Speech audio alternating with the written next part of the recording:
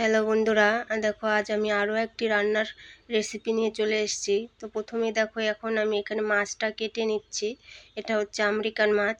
আর আমাদের তো বাঙালিদের মাছ ছাড়া তো দুপুরবেলায় চলে না, সেই জন্য আমি মাছ কেটে নিলাম। এদিকে আমি রান্না করব লাউ পাতা দিয়ে মাছ ভাপা, সেই জন্য ওখানে লাউ পাতা নিয়েছি, এখানে নিয়েছি কাঁচা লঙ্কা, আদা কুচি, রসুন কুচি, আর নিয়েছি জিরে, ধনিয়া, পরিমাণ মতন তেল, পরিমাণ মতন হলুদ, আর নিয়েছি পরিমাণ মতন লবণ।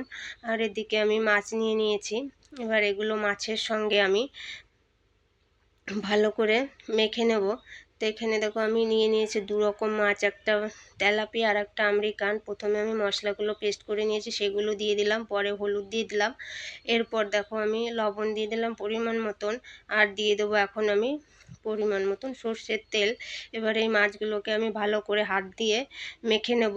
মাছগুলো দেখো আমার মাখা হয়ে গেছে, আমি মেখে নিয়েছি মাছগুলো। এবার দুটো লায়ের পাতার উপরে 2 পিস মাছ একটু মশলা দিয়ে আমি নিয়েছি, আর তারপর নিচ থেকে আরও একটা পাতা দিয়ে এবার এভাবে আমি পাতাগুলোকে মুড়িয়ে নিলাম। তোমাদের একটা আমি করে দেখালাম। দেখো উপর থেকে আরও একটা পাতা দিয়ে আমি ভালো করে পাতাটাকে ঢেকে নিলাম, কারণ মশলাগুলো যেন বেরিয়ে না যায়, কারণ যেহেতু এটা আমি আজকে ভাতে সিদ্ধ দেব।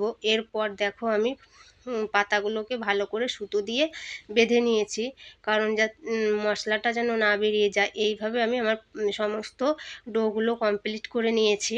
আর এদিকে আমি ভাত বসিয়ে দিয়েছি। ভাতের হাঁড়িতে দেখো জল গরম হয়ে গেছে, এবার ভাত উতলে গেছে। এবার দেখো উতলে যাওয়া অবস্থাতেই আমি আমার সমস্ত করে রাখা ডোগুলো দিয়ে দিলাম। দেওয়া আমার কমপ্লিট হয়ে গেছে, রান্নাটা রেডিও হয়ে গেছে।